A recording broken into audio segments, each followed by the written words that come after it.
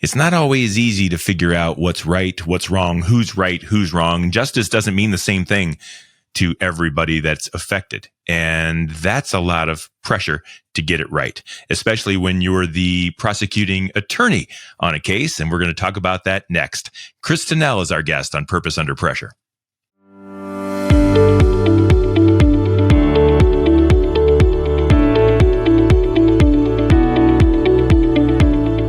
The heat is on. Let's get cooking. This is Purpose Under Pressure. It's a podcast about people who swing their feet out of bed every single morning, put them on the floor and get busy, and they do it on purpose. You and I do that every day. These are stories about others who do the same things, and we're also up against pressures, and so this podcast is about those pressures, those storms that rise, that try to knock us down. So thank you for being a part of this show. Thank you for listening. If you are enjoying this show, and we are in our 55th episode, I think at this point, give us a like or a follow or subscribe, or maybe even tell your friend.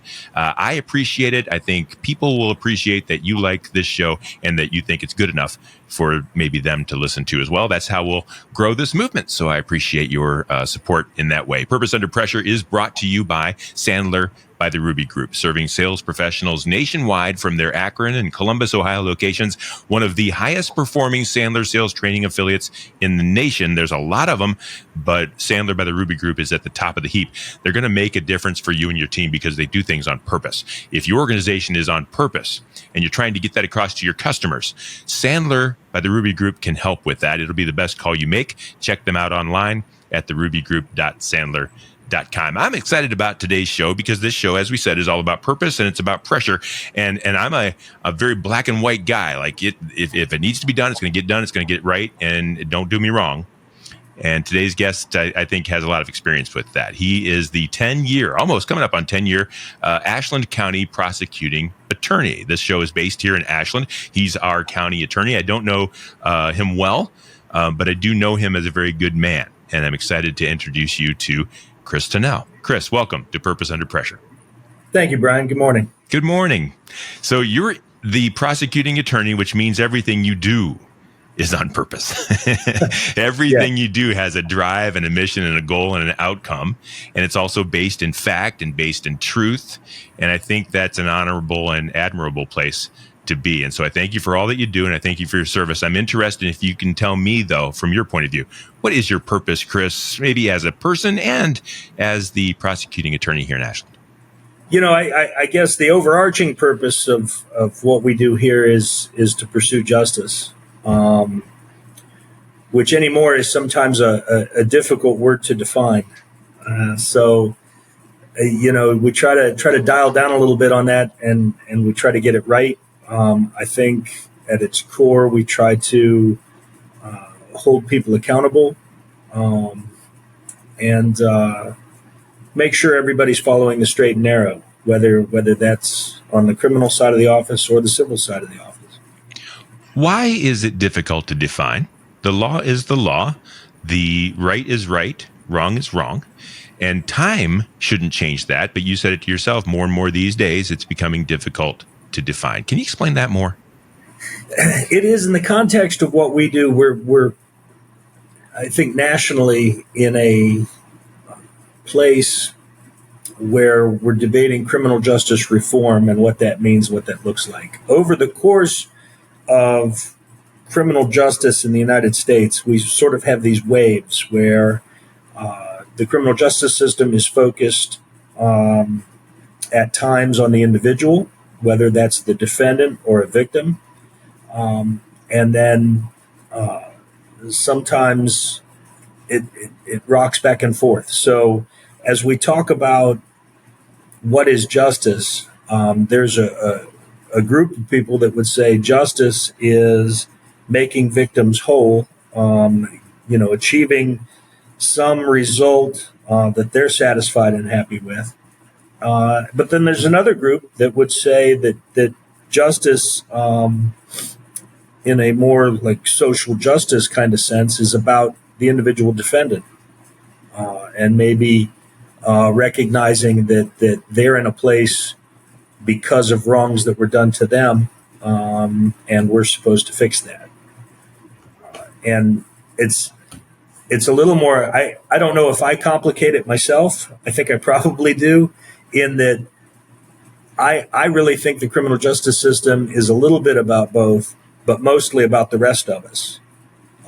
The whole point of having a legal system that has consistency and rules that are enforced is so that the average person can get up, have breakfast, leave their house, go to a place of employment, do their job for the day, come back and enjoy their house, and then enjoy the benefits of that employment without having roving bands of, crooks break your house. Otherwise you'd have to stay at home all day, peeping out the windows, making sure nobody's coming to get you. So, yeah, we've got to have law and order, right? And otherwise we can't have a society. I think that's not a political statement. I mean, I think some politicians are using that, but it's still an actual statement that we need to have. I'm interested, Chris. How do you now? You've been there for over 10 years. I'm not sure your history before that, but I know you've been practicing longer than that. So you've seen a lot of changes. How has that impacted you? You may not have changed, or you may have. How does your viewpoint and how you do your job, your purpose every day, how have you been able to maintain that, or how have you had to change based on the societal shifts that have taken place? That's a great question, Brian. What the societal shifts sort of changed the rules that we're working in this business. So it changes the framework of what you have to do, and how you achieve your goals. I think the goals remain the same. So, I started prosecuting in 2001 as an assistant prosecutor. So I've worked within the criminal justice system since 2001. And there have been a lot of changes. There's a lot of changes in the way we're supposed to do business. Gosh, the world has changed. Yeah. Yeah. This is a very different world now from 2001. But I think the core goals, the core motivation of remain the same. That we, within each case that we charge or we review, or each civil matter that we're looking at, it's with an eye towards where do we want to be ultimately. And then what they've done is they've just sort of changed the path that you have to go on in order to get there. So, but I think where you want to be, your eye on the ultimate end of any individual matter has remained the same. So let's talk about that real quick. I think that's one of the things, as I prepared for this show, that I kept coming back to. How do you know? So this is purpose under pressure. Your purpose is justice. How do you know you're right? Do you go to bed at night sometimes wondering, do I have this right? Because the way I see it, the individual on the other side of court typically says, no, I didn't do that. This is the easy dumbed down version. No, I didn't do that. Or at least I didn't do it the way you said I did it. And on your side of the court is, yes, you did. We're going to prove that you did. They're going to say, no, I'm going to prove we didn't. How do you know you're right? In order to do this job, you need to be studied. You need to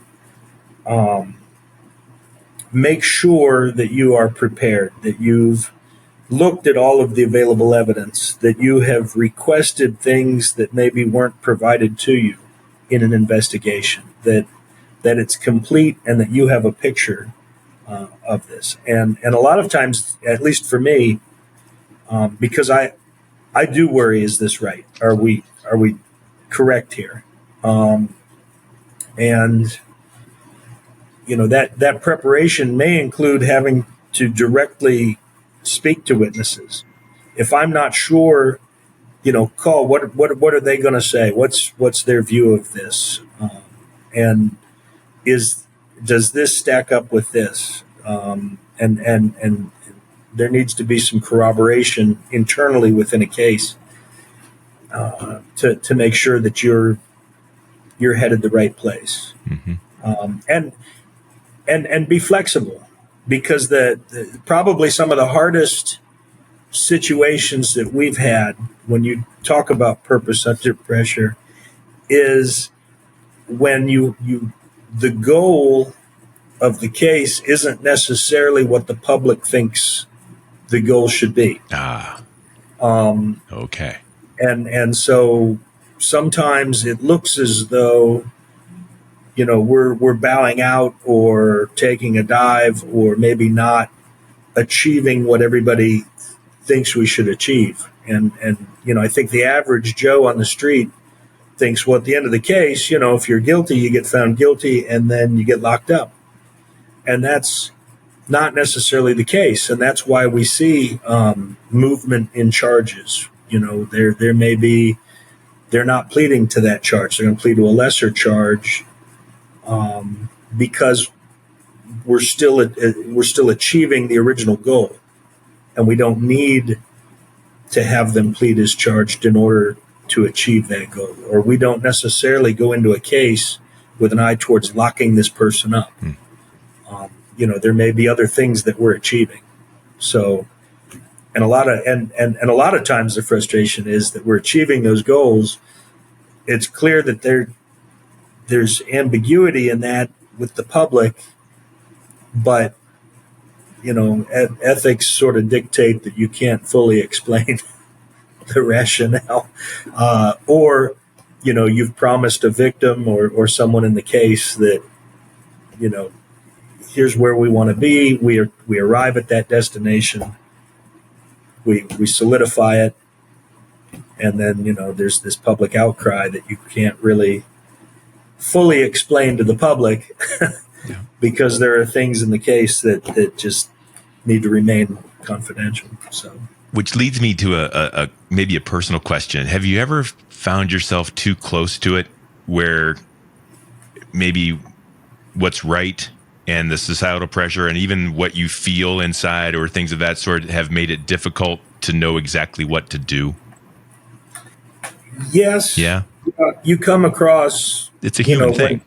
Absolutely. Yeah. You get there and you're like, boy, this is, and they'll, the job of the defense, of course, is to be in constant contact with you. The good defense attorneys will be in constant contact, making that very point, and making that, hey, maybe you're a little off here, and they'll try to sow some seeds of doubt. So. Yeah, and I forget about that. I'm talking to you, and yet it's the other side as well. It's on them as well to help balance this out and make sure that right gets done. I think too often we think of the defense attorney as the guy that tries to get the bad guy off, but in truth, they want the right thing as well. Typically, right? Is that right?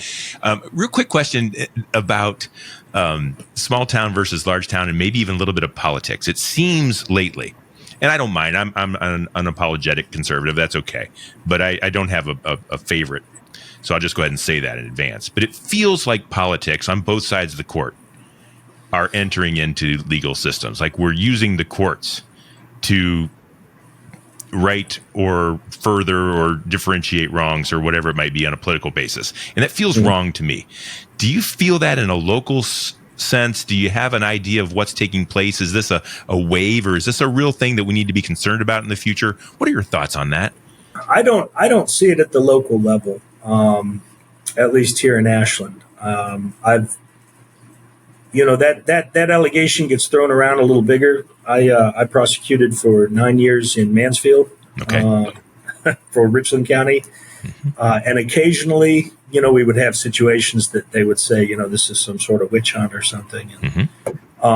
But clearly, nationally, it's happening, right? It's not my imagination. No, I feel as though there are some prosecutions that have been initiated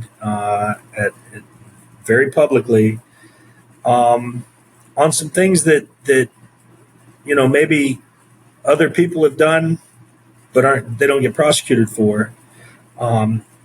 And it's with a means of taking out a political opponent. And I had this conversation yesterday with a friend that, when we weaponize the court system as a means of political retribution, at that point we become a banana republic. So, we can argue about what Congress does, what the executive branch wants to do, what everybody else wants to do. What makes America great is our court system, the legal system. From the Supreme Court all the way down. Absolutely. You can do business here because the law is the law, and you operate accordingly, and that consistency. And you don't get consistency in the third world. They don't have that, and so it's much harder to do business. When you chip away at that, when you don't like the result that maybe a panel of judges gives you, and your reaction to that is not to say that's the rule of law, that's what's supposed to happen, we'll go back and figure out how to achieve our goal by another means. But to call for the downfall of that body, or to adjust that body in a way that you get the result that you want, is really not.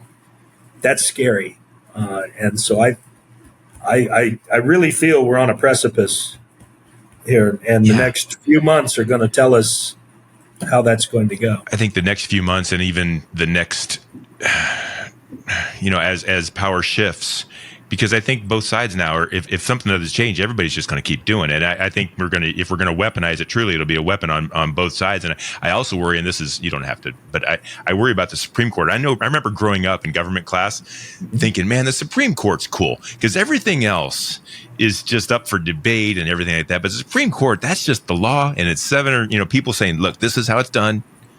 And it doesn't mess around. But even that, like you said, we're trying to stack it and move it in different ways on both sides. I want people who think my way. And I feel like the law shouldn't be about what we think. It should be about what it is. And right. So that works on both sides.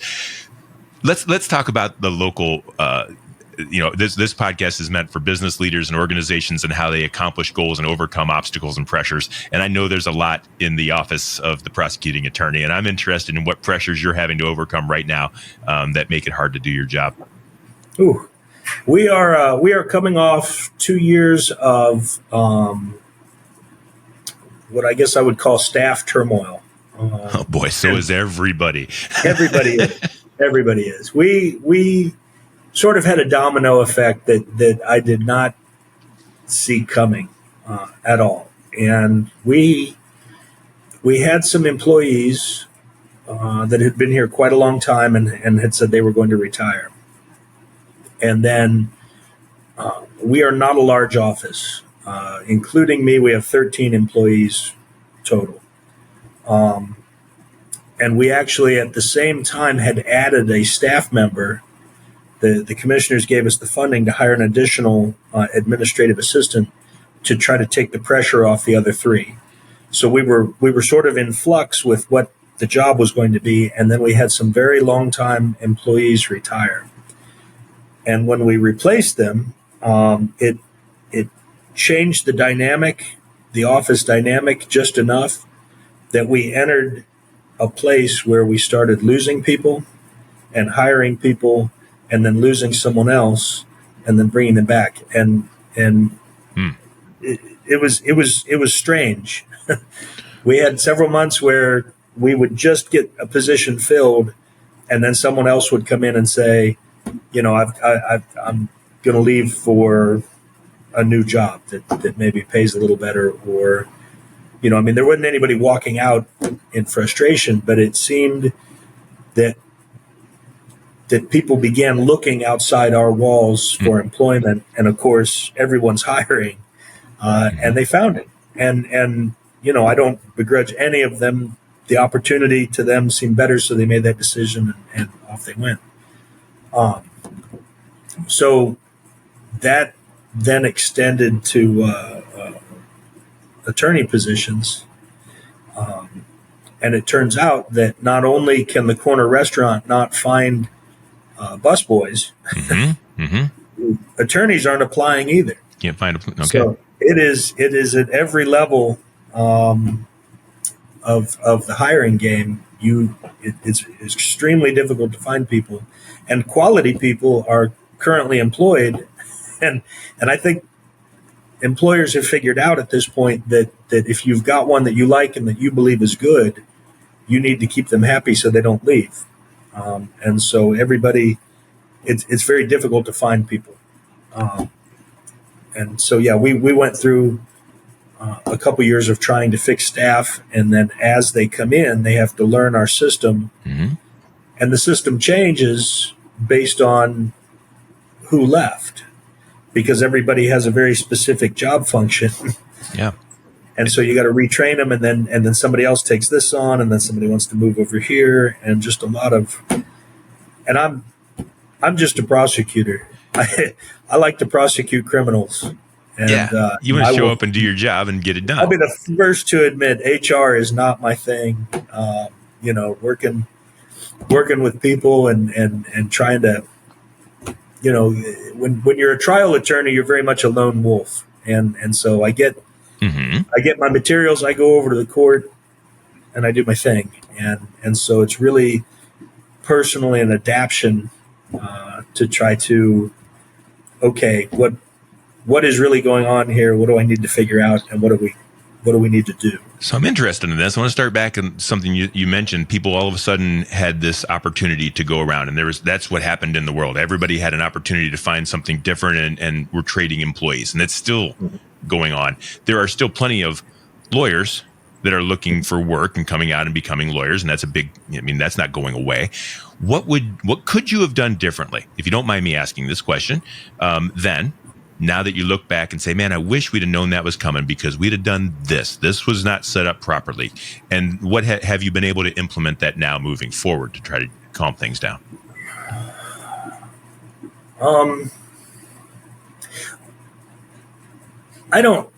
Looking back, I don't know that I could have foreseen that it was coming. So I don't know that I could have staved it off. And once it happened, it was so rapid.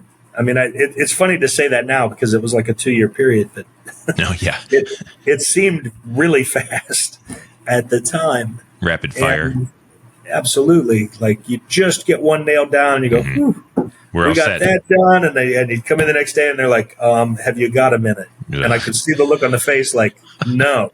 Please, I don't have a minute. No. Like, why don't you take the afternoon? I know those conversations. And come back Chris, tomorrow. we need to talk. Yeah.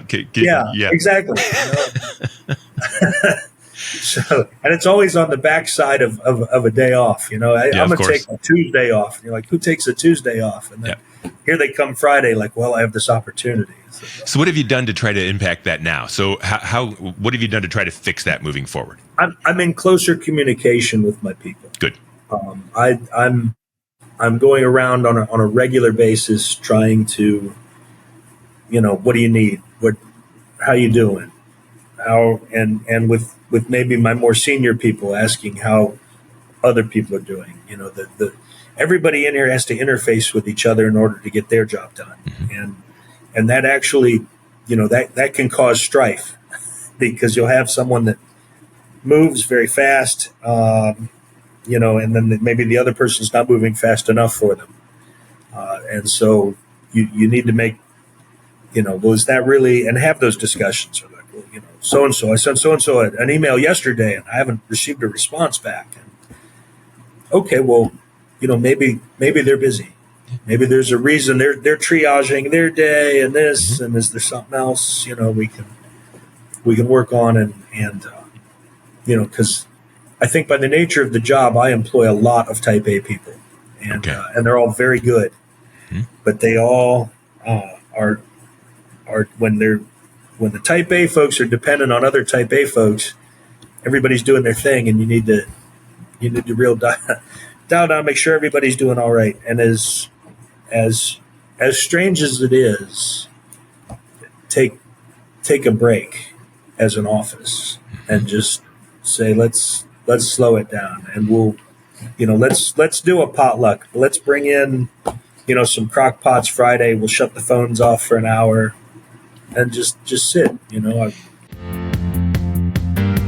One of the biggest problems we have as managers and leaders is sometimes we're not focusing on leading and we end up doing it for our sales team. How do we coach our people to help them figure out what self-limiting belief that they have that's holding them back from achieving the levels of success that they know they're capable of?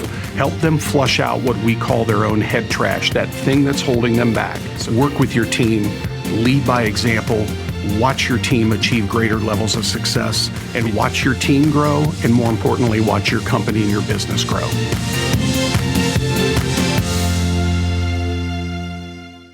You know what's so hard about that, though, and this is great conversation for other businesses and organizations that are struggling with this. You've got a type A personality. Most businesses are run by a aggressive, get it done type of thing. And you're surrounded by type A people. And yet you have to be a manager. So you have to say, hey, let's have a potluck. It's like completely out of your wheelhouse. You don't want to have a potluck. I was the worst manager in the world. And I tell everybody and they all say, oh, you were fine. No, I wasn't, because I was go get them. And I trusted you to also be a go get them. And so I never had to tell you what to do. And I never had to slow down. And I never had to lead.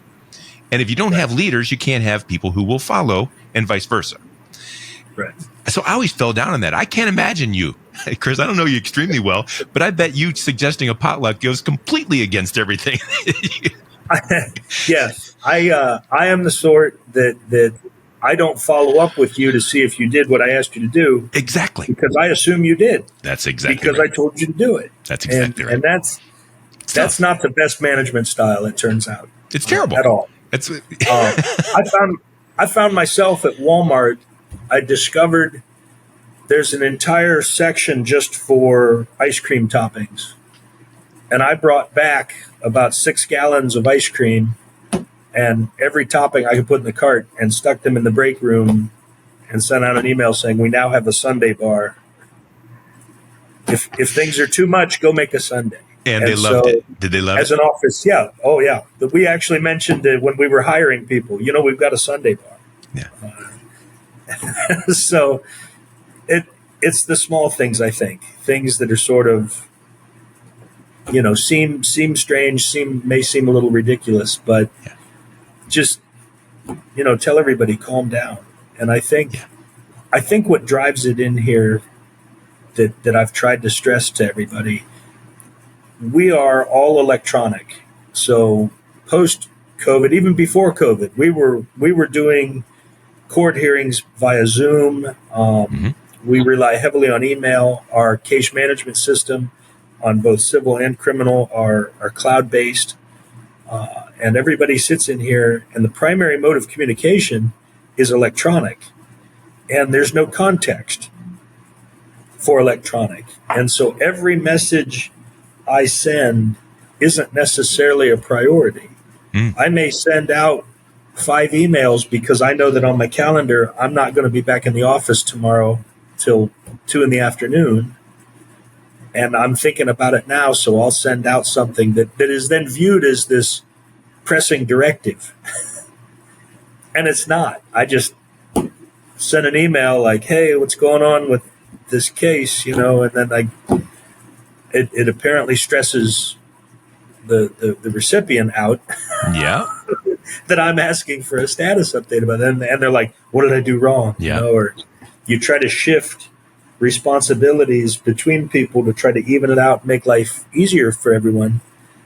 And it's seen as punishment to someone. Yeah. Someone is like, I have obviously not done that well, so you have removed that duty from me.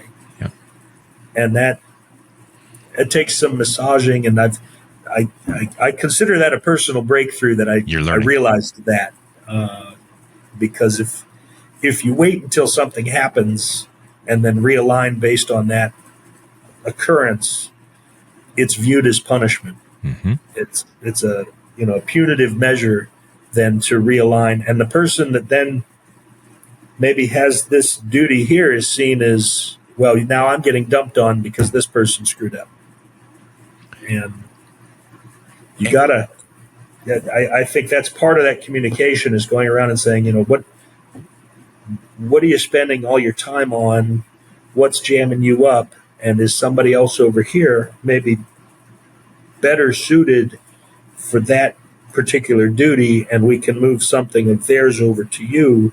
And I'm trying to streamline life, not punish you or tell you that you're a lesser human being because this aspect of the job is taking up all your time. I feel your pain, and I love more than anything that you're embracing this opportunity to become a better leader of a group and improving the overall culture of the office and things of that sort. I'm wondering if very quickly the things that you've learned and are learning and are implementing, what would you share with another business owner or a leader who's kind of struggling with the same things? What's like the first thing they can do maybe to head off some of the if they're having culture issues, if they're having hiring problems, whatever it might be, what's one of the first things they could do to kind of find what's going wrong and how to address it?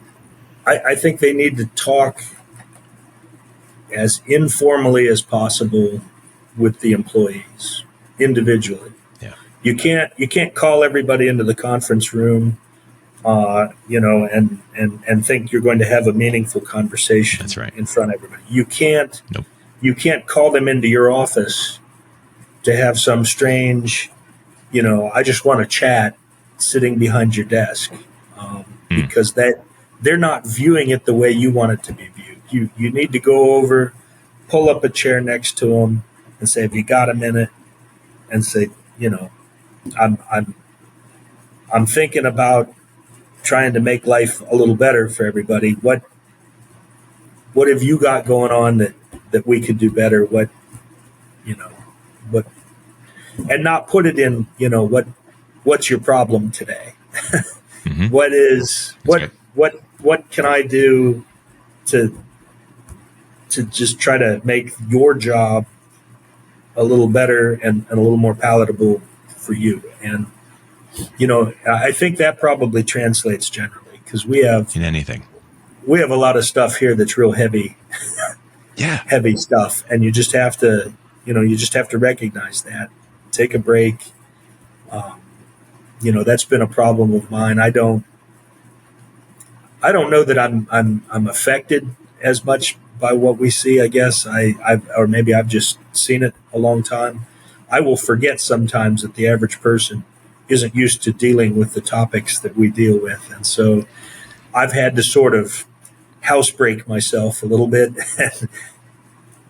and just either stay off some topics, or just, people say, "Hey, you got any cases going on?" Yeah, what's happening? Yeah, we got a few. They're okay. And that's kind of how I want to wrap this up. It's kind of an overarching question, but I've also told people before, I've been on the school board, and that has a lot of communication and things. And behind the scenes, at least you think the facts, or you have, data and things to make decisions on. And outside the scenes, on where everybody else lives, they don't see the same things that you see. And I see in today's world, I find it very difficult to know what's true. Every headline has a reason for being there. It's trying to persuade me into something, and that's a whole different argument. And I think that's a media problem. It's not even political. Everything's trying to tell me what to believe. How can your public, the people you serve, how can they best become informed of things, whether it's in Ashland or in even anything that they might be interested? Not everyone's interested in Ashland world. It's not big enough for them, or whatever it might be. How can people find the facts, or how can people best become informed in the things that matter to them? Because you see it, this, you can see the truth on the back end, and you're trying not to have personal opinions and things. You're trying to base it, so it's there, but it's really hard for people like me to find it. Absolutely. The reporting just isn't there. So how do we do it? How do we become interested in what you do? How do we support what you do? How do we fight what you do? How do we have an opinion when we don't have access to it? Right. Back in the day, you'd have to come down to the courthouse and sit in the back of the courtroom and really see what's going on.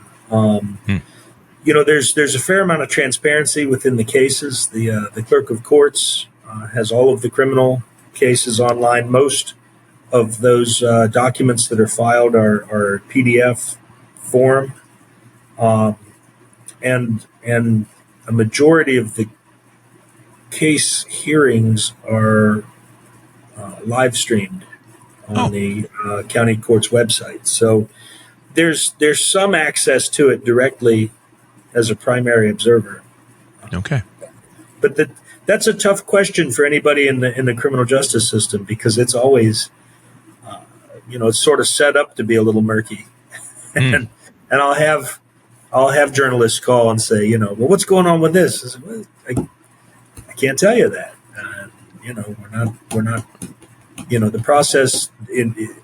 Sometimes keeping the process fair doesn't mean publicly letting all of everything out initially. It's not your job. That's a really good point. It's not your job to inform the public. You want them to be informed, but that's not your job. Your job is to seek justice, which brings us kind of full circle. Right. We do what we can in that regard, but one of those systems is the media, and they're failing.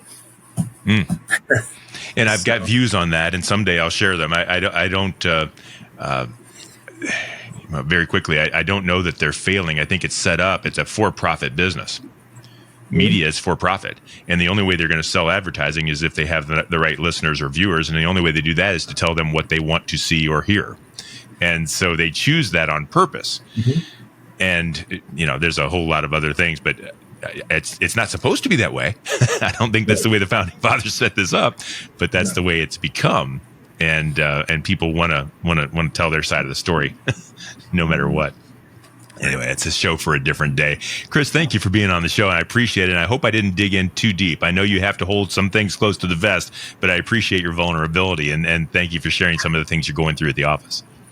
Sure. Thanks for the conversation, Brian. I appreciate it. Chris, if somebody wanted to reach out, what are the contact information? If somebody needed to talk to the court offices or learn things about how they can become informed or whatever, how would they reach out to you and contact?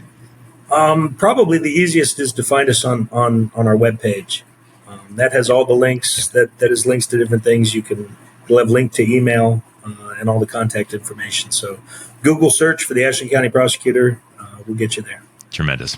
That's Chris Tunnell. He's the prosecuting attorney for Ashland County. I'm really glad that you were on the show. I couldn't wait for this show because I'm a black and white guy, Chris. But I always, in sports, in anything, I fight for the underdog. I go after the guy that I think's getting screwed, for lack of better words. Right. And too often, I don't know how you do it, because if someone tells me, "Hey, Brian, I didn't do it," man, I believe them. That's just the way I'm built. If they tell me I didn't do it, I'm like, well, geez, you must be getting screwed, because something's, how can they be going to get you? But it can't be that way. People shouldn't know this, but I thought OJ was innocent. That's how far I go. Even though I know that's not the fact, I just want to believe in those people. So I value what you do, because I know it's not easy, and to be able to go after justice and do it the right way without leaning into one side or the other, ethically doing things on purpose. That's what life is all about, and I appreciate your being a role model in that way. Well, thank you. Thanks for being on the show. That's Chris Tunnell. He is our guest on Purpose Under Pressure. We do this every week, and we will do this again next week with our partners, Ruby Sandler by the Ruby Group. Sellers are under pressure to perform, and Sandler helps you to succeed on purpose. You'll find all of our past episodes, all 4 years, and now in our 5th year, season plus of Purpose Under Pressure at brianmediastrategies.com/podcast and wherever you stream your favorite shows. We do this every week, and we will see you next time on Purpose.